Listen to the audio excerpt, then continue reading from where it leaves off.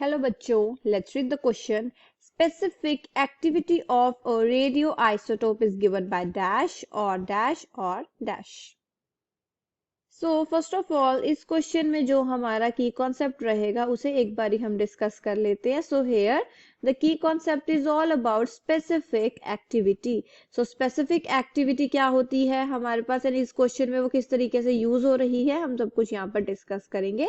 So specific activity is a physical property of the radioactive isotopes. ये constant value होती है इसकी, even if the value of activity changes. तो यहाँ पर एक्टिविटी, यहाँ पर कैसे हम एक्सप्लेन करेंगे. Activity is the number of unstable atomic nuclei that decay per second for a given sample. And ये कैसे डिटरमाइन की जाती है, बाय रेडिएशन डिटेक्टर्स और इलेक्ट्रॉनिक सर्किट. एंड यहाँ पर हम क्या देखेंगे, इसका जो एसआई यूनिट है वो है बैक्यूल.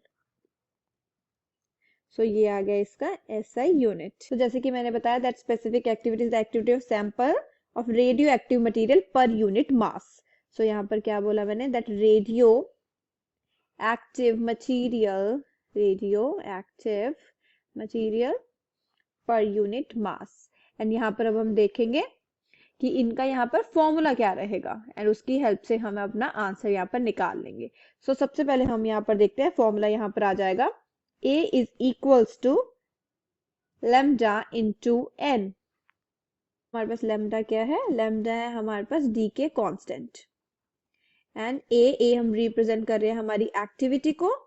n है हमारे पास number of atoms present in the sample. So यहाँ पर लिख लेते हैं number of atoms present in the sample. अब हम यहाँ पर कैलकुलेट कर लेते हैं specific activity.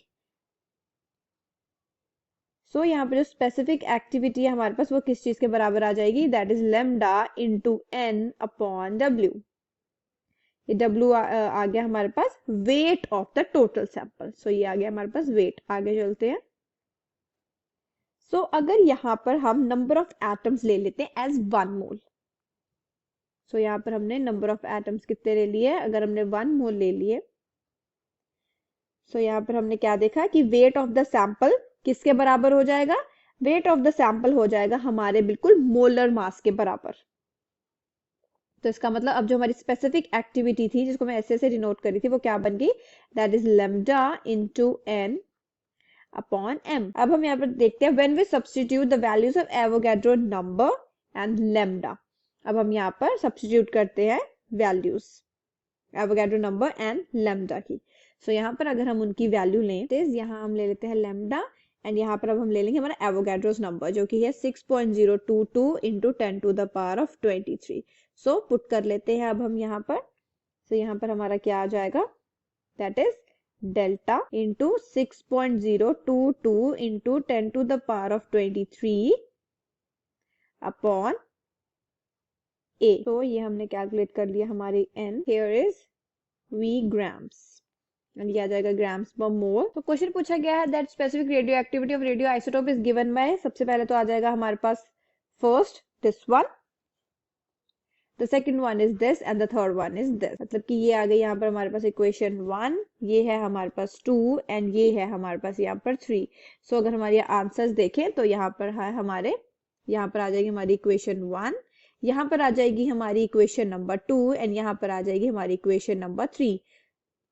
Clear? I hope you understood the problem well. All the best.